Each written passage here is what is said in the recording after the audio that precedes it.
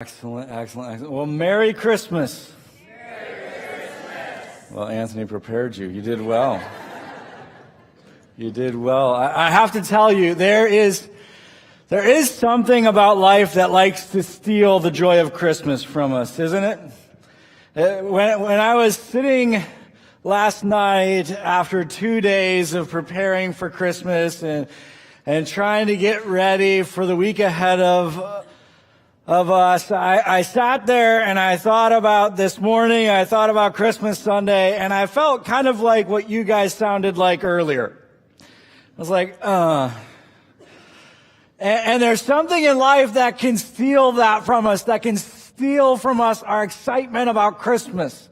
That can steal from us, the busyness of it can steal from us our excitement about what this is all about. And this morning as we come together, I want to be able to hopefully help you get that back a little bit.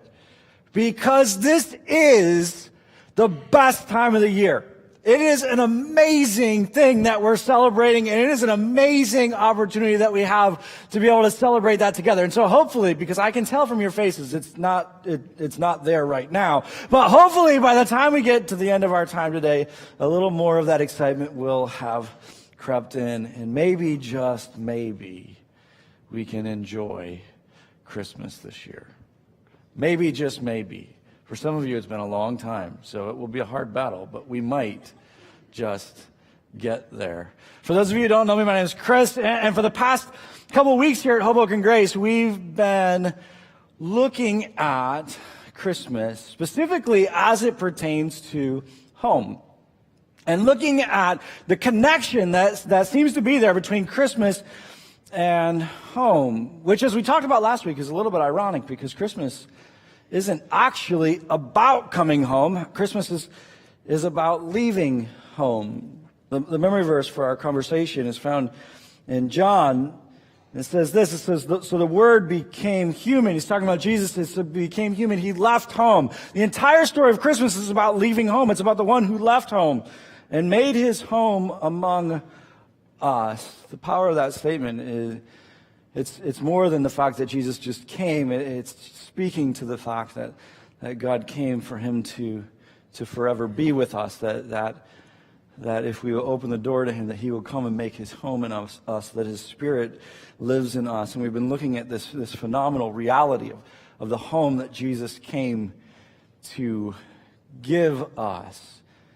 And last week we introduced this understanding that the home that Jesus came to give us, it's actually the perfect home that we long for. And the home that we have experienced up to this point, and the families that we've experienced up to this point, are really just illustrations of what we can find and what we can experience in him. If you'll remember, we looked at this passage in Ephesians where it's talking about home and specifically talking about marriage. And it says this, it says, as the scriptures say, a man leaves his father and mother and is joined to his wife, and the two are united into one. This is a great mystery, but it is an illustration of the way that the church and Christ are one. And he's saying, listen, you need to understand something about marriage. Marriage is just designed to be an illustration of what you can actually know and experience in God. And this idea that Jesus, he doesn't just come for us to know home. He comes for us to know the home for which we were created. And everything that we've experienced of home up until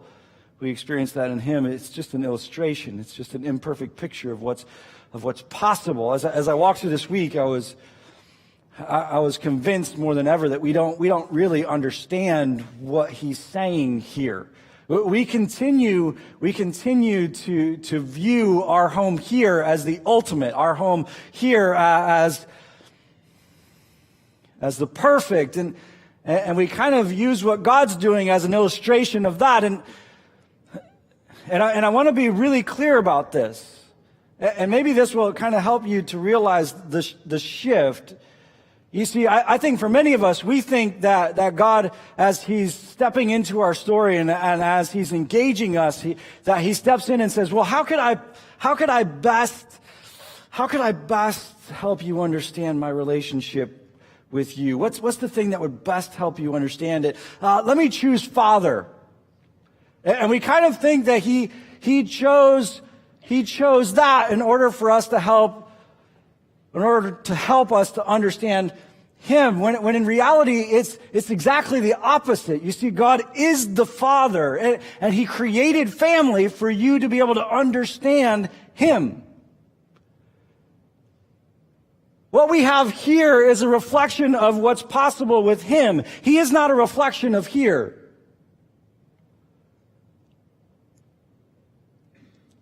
And I'm growing more and more convinced that the power of what he's saying in this passage, no, you need to understand something, that this is just an illustration. It's an imperfect picture of that the significance of it it's massive. And Jesus steps in and he says, I want for you to not just know the illustration. I want for you to not just know the imperfect. I want for you to know the perfect. I want for you to know the home that you were created for. And it's remarkable when you actually look at what we crave in home, what it is that we long for in home, a family where you belong, a family where you're actually loved, a family you can share life with, a family that you can grow with. When you look at Jesus, this is exactly what He's inviting us into. It's exactly what He embodies. It's exactly what He calls us to. A family where you belong. As Mark is trying to help us to understand Jesus and who He was and what He taught, at one point he shares with us a story where Jesus is talking to the Pharisees. And he says this, it's found in Mark chapter 2. It says, when Jesus heard this, He told them, healthy people don't need a doctor, sick people do, and I've come to call not those who think that they are righteous, but those who know that they are sinners. Jesus says, you need to understand something. In the home that I'm creating, the home that I want to call you into, He says, it's not for the people who have it all together. The people who belong aren't the people who have it all together. The people who belong are the unhealthy. They're the broken. They're the ones who aren't there. That's the people who belong. You see, that's why Justin can stand up here and say it doesn't matter who you are, and it doesn't matter where you've been, and it doesn't matter what you've done. Why? Because this family, in order to belong, you have to be broken, and you're in. You've got that covered. I've got that covered. If that's the qualification for belonging, I'm good. And so are you. He says, you don't belong in this family because you're healthy. As a matter of fact, what He's really saying to them is the only thing that will keep you from this family is if you're proud, if you think that you're healthy. There's really only one thing that will disqualify you from being part of God's family. It's pride. It's thinking that you don't need to come home. It's the prodigal son who says, no, I can continue to make it without him, who never actually comes back home.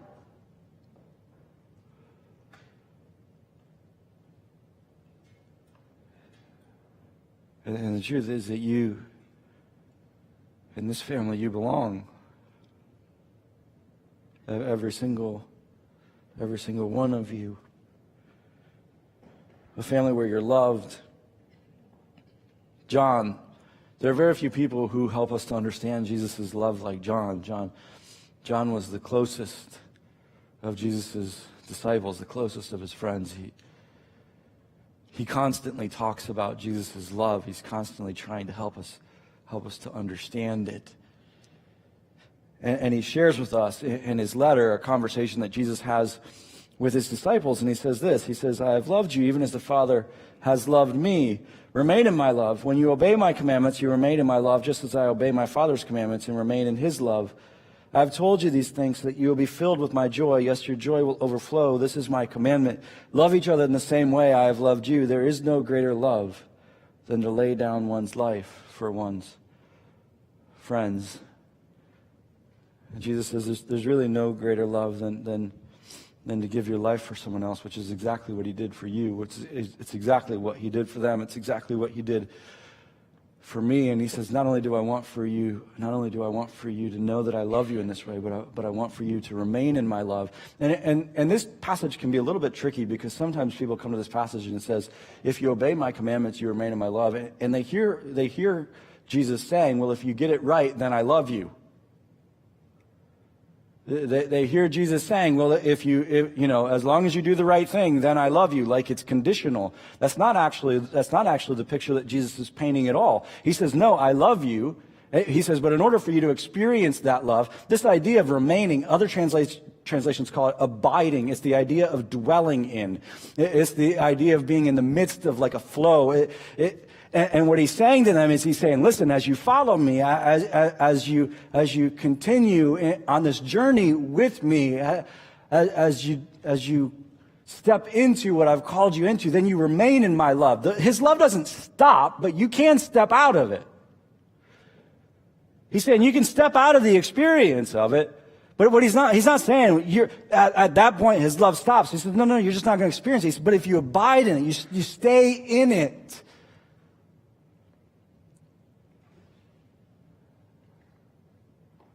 And the reality is that your experience of his love, it can change, but his love for you, that doesn't change.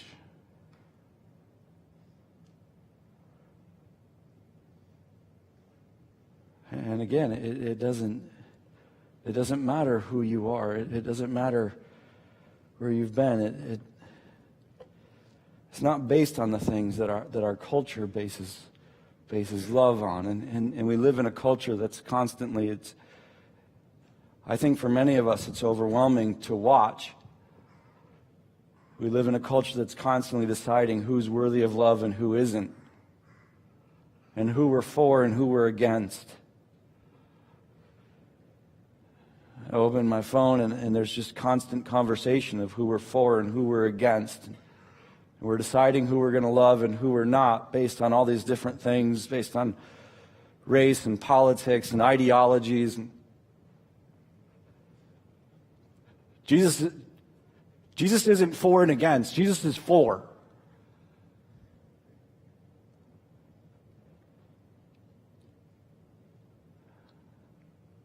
Jesus doesn't like you because you got it right or you got it wrong. Jesus doesn't love you because of your race or your politics or any of these things. No. Jesus loves you because of who created you and who gave his life for you. And there are two things that every single one of us have in common, and that is who created us and who gave his life for us. You see, a couple weeks ago we talked about what we believed about you. You have to understand, when Justin comes up here, when Anthony comes up here, and they talk about the fact that we're excited that you're here, the reason that we're excited that you're here is because at a fundamental level, we believe that you're worth dying for. And we really don't. We don't care who you are, and we don't care where you've been, and we don't care what you've done. Jesus taught us that. He taught us that you're worth dying for. You see, this in this home, love's based on who created you and who gave his life for you. And that's every single one of you. Every single one of you. A family that you can grow with. This is an interesting one because sometimes when Jesus steps into our life and calls us to growth, we're a little put off by it because all of us want to grow. We just don't want anyone else to help us grow. We want to be able to do it on our own. This isn't something new. This isn't something that you develop. You're born with this. From like the moment you're born, this is the case. And my little boys, I'm like, it's going to take you 45 minutes to get dressed. Can I just help you? No, I'll do it on my own. I do it on my own. That's constantly. It's so annoying. But that's us. But if you actually take the time to sit and think about what it is that you crave with family, it's not just to be loved and to belong. It's also to be in a family where you grow together, where you learn. One of the things that I love about my family is not just how we loved each other, but all the things that I learned from my parents. As a church planner, you get to be a part of all sorts of different things, and you do all sorts of different things. At the beginning, you do everything because there's no one else there, and I'd be working on different projects, and the staff would say to me, "How do you know how to do this?" And I say, "Well, you have to understand, I grew up on a farm, and my dad just anything that he knew, he wanted to teach me, and he was constantly teaching me, and it was amazing. And there are all these different things that I know how to do because of the fact that my dad taught me." Some of you experienced that. Some of you didn't. For those of you who didn't experience it, you craved it because you watched it in the lives of your friends. And you said, "I wish somebody would do that for me," didn't you?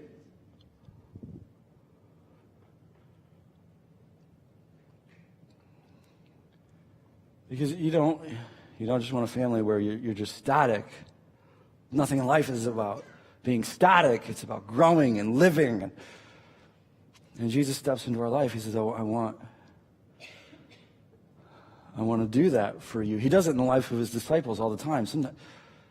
Sometimes it's confusing. There's one point, I'll just take you there really quickly. It's found in Matthew chapter 8. Matthew's trying to help us understand Jesus and tell us this story as he experienced it. And in Matthew chapter 8, you find the disciples, they're in the middle of this lake, and this storm comes up, which these are professional fishermen, so if a storm scares them, it's a massive storm, and they're freaking out, and they go to Jesus, and they're terrified, and this is how Jesus responds to them. Matthew 8, verse 26 says, "Jesus responded, 'Why are you afraid? You have so little faith.' Then he got up and rebuked the wind and waves, and suddenly there was a great calm." So you're saying they should have expected that. I love this moment because there are moments where Jesus really pushes the disciples when it comes to growth. And this is one of those moments because not a person in this room wouldn't have been afraid, and not a person in this room would have expected for that to be the outcome. But you have to understand, Jesus is preparing them. These are the individuals that are going to change the world. And he's trying to get them to look at the circumstances of life. And rather than just looking at the circumstances of life and going with what is predictable or what is most probable, for them to begin to think about what is possible with the God that they serve. Because these are the guys who are going to be sitting in prison, and predictable and probable is that they're going to die, but instead, God is going to miraculously open the gates and they're going to walk out. And Jesus is saying, you got to be ready, guys. You got to think about this differently. Your faith has to go to a whole different level. That's the home that he brought them into. It's the home he wants for you to be part of.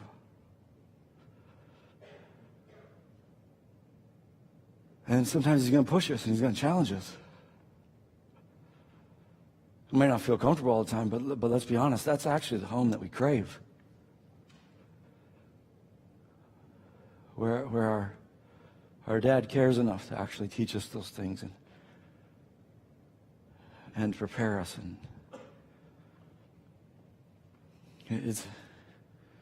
it's remarkable when you think about a family that you can share life with. Again, Matthew sharing with us his eyewitness account of Jesus' life. And he shares with us these words of Jesus as he's about to return back to the Father. He says this, he says, "Teach these new disciples to obey all the commands that I've given you, and be sure of this, I am with you always, even to the end of the age." One of the things that we crave in home is that we wouldn't be lonely. And Jesus says, in the home that I want for you to experience, I'm with you all the time. I heard something really remarkable. I actually read it Within the last couple of weeks, I'm reading through a couple different books, though, and I, for the life of me, cannot find it. So this doesn't come from me, but I don't really know where it came from. But I read it, and I thought I took notes on it in my Kindle. I can't find it, but it's, the author said this. He said, loneliness really has nothing to do with the number of people in your life. Loneliness has to do with your expectation of connection and your experience of connection. And the ratio between those two is the extent of loneliness that you feel. As a matter of fact, someone with a great amount of connectedness can still feel lonely because their expectation is really, really high.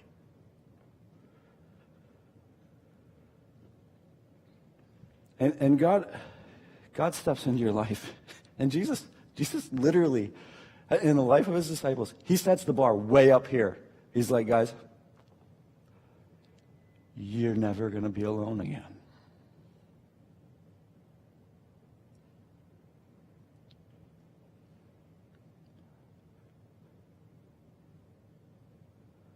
At home with me, you're never going to be alone again.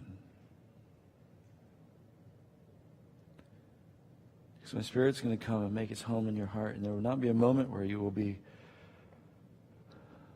without me. When you look at what we crave about home, we crave about home. When Jesus calls us home, the home that he describes is everything that we crave. What it is that he's calling us into, it's everything that we crave.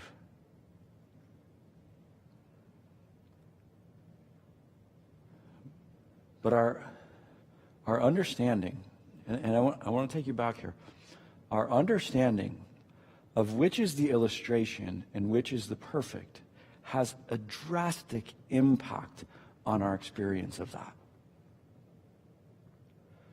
Our understanding of which is the perfect home and which is the illustration has a massive impact on our experience of the home that Jesus came for us to know and to experience in him.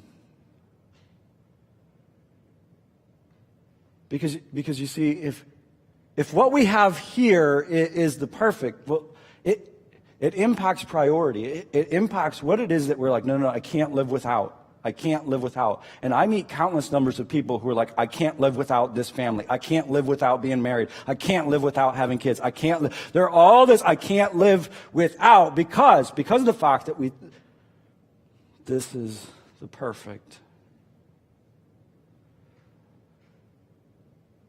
Whatever you believe is the perfect is what it is that you can't live without.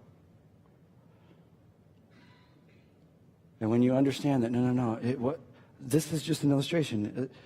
It's something that I get to enjoy, but it's not where I actually find home. Well, then it changes your priority, and you understand that no, I can't live without it. Some of you have experienced this because on your journey with God, you've begun to experience home with him in that way. And when you begin to do that on a consistent basis, you begin to, when you don't experience him, there becomes this longing in your soul. There's a craving that develops inside of you and you're like, I can't live without it. I have to. And for me, sometimes I'll be in the midst of my office, and life is getting crazier, and the questions are building up, and I'm like, I've got to go home. I've got to sit down with him. I've got to be with him. I have to experience that. It impacts priority. And when you understand that, no, this is where it's found. All of a sudden, your experience of that becomes massively important. And I want to I want to challenge you about that a little bit, because as you go into this next week, it can be really easy to make it through this next week and not spend any time with him. It's amazing how many times you go through Christmas and don't talk to God at all. What are you celebrating today? We're celebrating Jesus. Who did you talk to today? Everybody and their brother. Did you talk to Jesus? Oh, that's right. It's amazing. Why? Because Christmas is about home.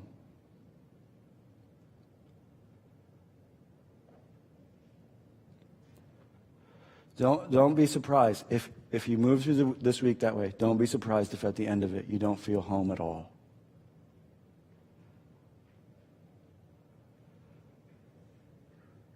But what if for the next few days we decided, no, I'm going to, 15 minutes, whatever it may be, each day I'm going to spend some time experiencing the home that I was created for.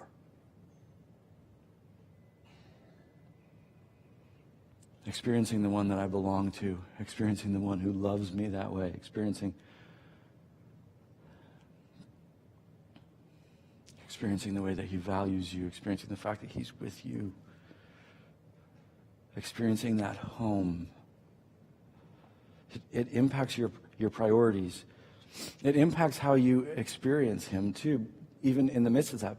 Because a lot of times when we begin to believe that, no, this is what it's all about, for a lot of us, the only reason we come to God is so that he can fix this. And we begin to use the perfect to change the imperfect. And we begin to ask the perfect to allow us to experience that through the imperfect. And so we come to God and we say, God, if you could just fix my mother-in-law so that I could experience home there, it would be amazing. And God's like, you're never going to experience home there.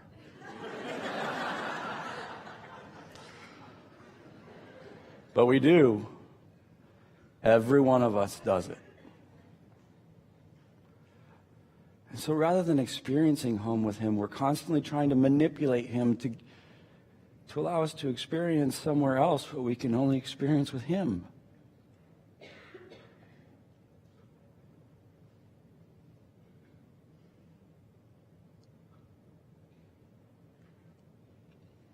The other thing that's so powerful about this is this.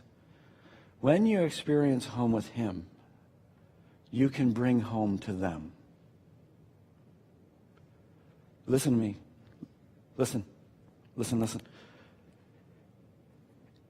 If you're not experiencing home with him, you're going to demand it of them, and they can't do it.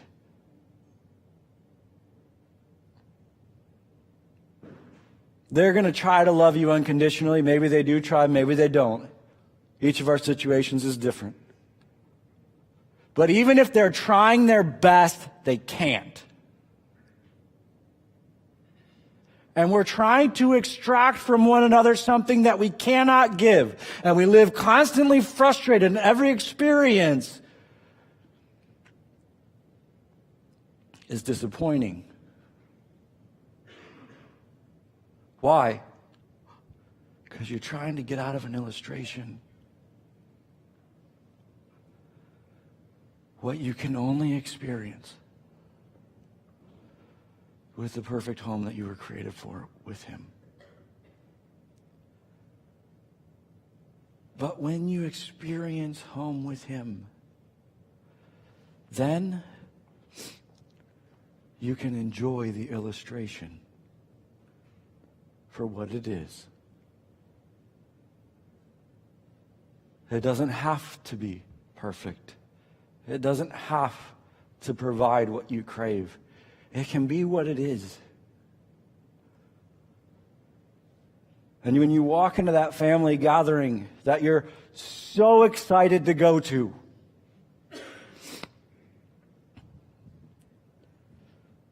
and your sibling says the most offensive and hurtful thing you've ever heard in your life,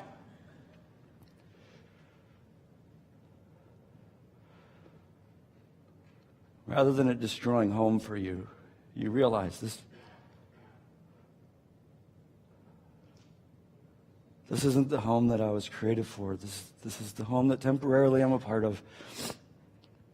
And rather than it crushing me, well then I can have grace for that person.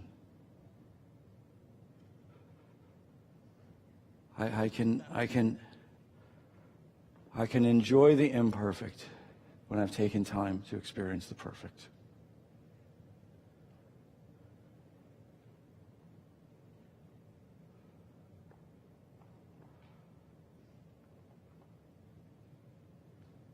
As you walk into this week, I want to invite you. I want to invite you to celebrate Christmas.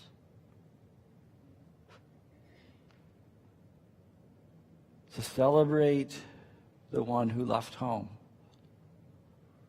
for you to find home. To walk through the next couple of days and to take the time to experience that home. So that you can bring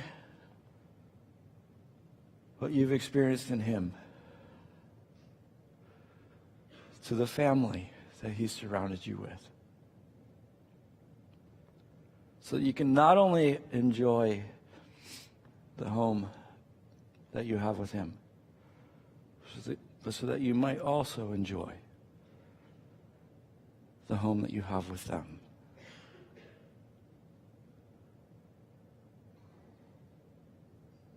May we, this Christmas, may we know what it is to be home. Will you pray with me? Father,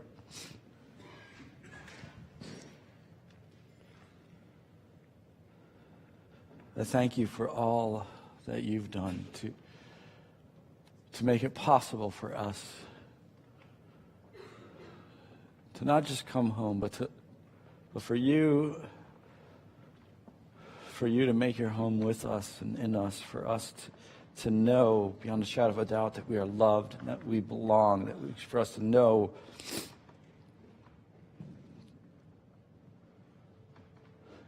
that we can grow with you, that we are always with you.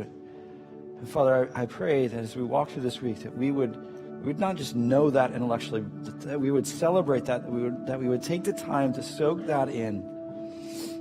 So that as we encounter the imperfect illustration, rather than becoming frustrated and disappointed with it, that we would be able to love it and enjoy it. Father, thank you for how you love us. In Jesus' name, amen.